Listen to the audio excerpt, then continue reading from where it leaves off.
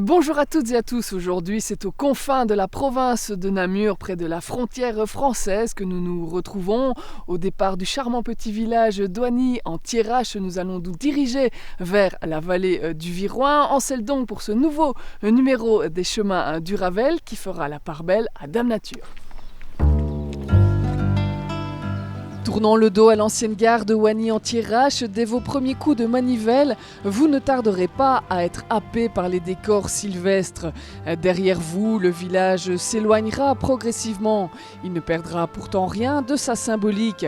Pendant près d'une décennie, Oigny était en effet le centre géographique de l'Europe des 15. Pour baliser les lieux, une étoile en granit aux branches représentant chacune un pays et une œuvre en verre de Bernard Tirtiot. S'élevant vers le ciel, la cathédrale de lumière célèbre la lumière et la musicalité du vent, se veut l'espérance de projets porteurs pour demain. Demain, hier et aujourd'hui ne cesseront de se mélanger au fil de votre balade sur l'ancienne ligne vicinale 523, devenue à Ravel bien avant l'heure. C'est en effet en 1982 déjà que la voie s'est muée en agréable chemin public. Très vite, vous savourerez son caractère singulier. D'abord, il y aura sa longue et douce pente qui vous fera passer, en l'espace de 8 km à peine, de 340 à 160 mètres d'altitude. Ensuite, il y aura son improbable sinuosité et son environnement quasi entièrement forestier. Benoît Derue, bonjour, vous êtes journaliste à Canal C. Moi, je prends mon pied ici. C'est un Ravel qui descend, mais du temps du chemin de fer, c'était pas aussi facile. C'était pas aussi facile, ça dépend dans quel sens on le prenait, parce que les horaires n'étaient pas les mêmes pour la montée vers Oigny en Thiérache que pour la descente vers Aullois-sur-Viroin, comme vous avez pu le constater aussi aujourd'hui, sur les 9 km. Il fallait des machines déjà puissantes. Il fallait des machines puissantes, et puis il fallait aussi de temps en temps un coup de pouce des passagers pour aider le tram. Il y avait de nombreux déraillements, vous l'avez vu, il y a de nombreuses courbes. Voilà, et on se rend compte aussi du travail qu'il a fallu effectué pour installer ici cette voie. Ici, à l'endroit où on se trouve, la Roche Trouée, on voit qu'il a fallu des travaux importants de génie civil à l'époque pour installer cette voie. C'était une ligne qui était importante parce qu'elle a permis de désenclaver les villages. Désenclaver les villages, et puis aussi d'un point de vue économique, parce que la région avait une activité intense. À Oigny en Thiérache, on exploitait le bois, on exploitait l'ardoise. Il fallait ramener toutes ces matières premières vers la vallée, vers Charleroi, vers les grands centres, et donc on a créé cette ligne pour des raisons d'abord économiques, et puis elle servait aussi au transport des passagers, puisque les gens allaient travailler dans les nombreuses usines ici de la région, notamment vers Couvain, et ils utilisaient ce merveilleux moyen de déplacement. Cette ligne, c'est votre coup de cœur. Vous y avez d'ailleurs consacré un sujet. On le regarde tout de suite. Tout à fait. C'est en 1911 qu'a été inaugurée la ligne vicinale entre Oigny en Thiérache et Aullois-sur-Viroin. Cette ligne de 10 km, la plus petite de Belgique, témoigne de l'importante activité industrielle de la région. L'industrie de l'ardoise et l'exploitation des forêts nécessitaient des moyens de transport efficaces. La ligne permettait aussi aux ouvriers de rejoindre le bassin industriel de Couvain. Ce tram, il y avait du monde qui l'utilisait. Ah oui, oui, tous les ouvriers. J'allais travailler à Frane, et à Couvain. Il y avait combien d'usines à Couvain? 3, 4, 5. Oui, c'est pour ça que le tram était plein comme ça. À l'époque, la mobilité était bien différente. Il fallait 35 minutes pour parcourir les 10 km de la ligne. Et dans ce village de 1600 habitants, il n'y avait à l'époque que 2 voitures. Il y avait la voiture du docteur et puis un monsieur qui faisait le taxi à la demande.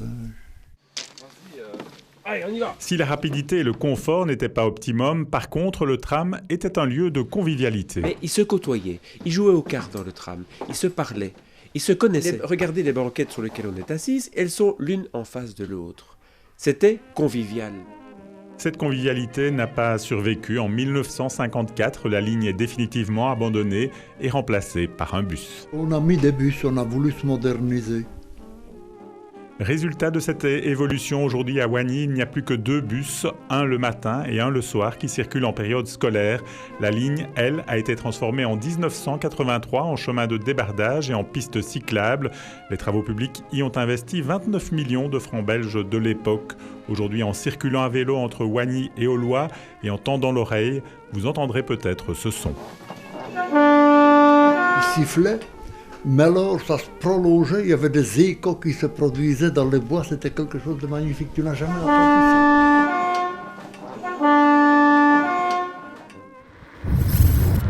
Poursuivant votre folle descente, vous vous amuserez du vocable de tous ces lieux-dits qui ont offert leur nom aux courbes de la ligne. Continuerez votre plongée dans ce grand bain de nature. Feuillus et résineux se mélangeront, les vestiges d'une ancienne carrière apparaîtront. Il est vrai que vous pédalerez au cœur du parc naturel Viroin-Hermeton qui rassemble les communes de Viroinval et de ses 8 villages. Chemin faisant, vous vous rapprocherez d'Aulois-sur-Viroin. Après les contreforts de l'Ardenne et ses forêts profondes, c'est dans la Calestienne que vous vous aventurerez bientôt. Jacques Botte, bonjour, nous sommes ici en gare d'Aulois. La réhabilitation des gares, c'est un de vos dadas, hein, chemin du rail, c'est important pour vous. Le chemin du rail, le souci, c'est de conserver le patrimoine ferroviaire, mais faire en sorte qu'il y ait une réhabilitation de ce patrimoine.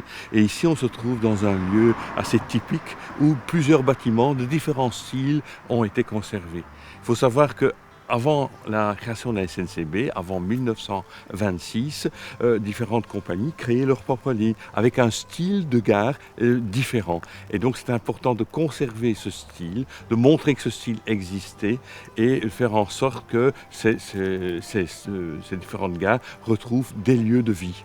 On a ici sur quelques kilomètres de très très beaux exemples de gares qui ont été réhabilitées, qui sont toutes de styles différents. En effet, on retrouve la gare de Wagny, qui est une gare vicinale, qui a été transformée en gîte. On retrouve ici Aulois, le bâtiment a été acheté par la commune et va servir de salle polyvalente. Et un peu plus loin, quelques kilomètres à Traigne, le bâtiment est occupé par l'ULB. Ça veut dire que les gares, finalement, ça peut être transformé en beaucoup de choses. Oui, et ce qui est intéressant, c'est qu'on donne à la fois un second lieu de vie et permettre aux gens qui parcourent ces ravels de découvrir ces lieux de vie et de profiter de ces anciens bâtiments. Et de ne pas oublier ce magnifique patrimoine. Voilà.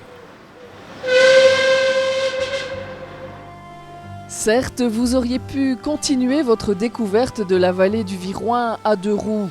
Comme nous, vous ne résisterez cependant pas au plaisir de vous octroyer un voyage avec le chemin de fer à vapeur des Trois-Vallées. À son bord, vous emprunterez le chemin tracé par l'ancienne compagnie de chemin de fer de l'Entre-Sambre-et-Meuse. Et puisque décidément vous aimez les bonnes choses, vous ferez escale à Vierve-sur-Viroin, l'un des plus beaux villages de Wallonie. Vous prendrez de la hauteur, savourerez les paysages, écouterez les pierres parler au cœur de la bourgade. Face à l'église des Saint-Ruffin et Valère, le majestueux château des seigneurs de Hamal se dressera, mélangeant l'histoire de son prestigieux passé aux légendes séculaires toujours bien présentes dans le folklore local. Après avoir parcouru les sentiers, les ruelles et les rues étroites jalonnées de bâtisses en pierre calcaire, chapeautées d'ardoises bleutées, vous reprendrez votre périple hors du temps à destination de Traigne. Quelques 600 âmes à peine peuplent ce village qui abrite pas moins de 4 musées.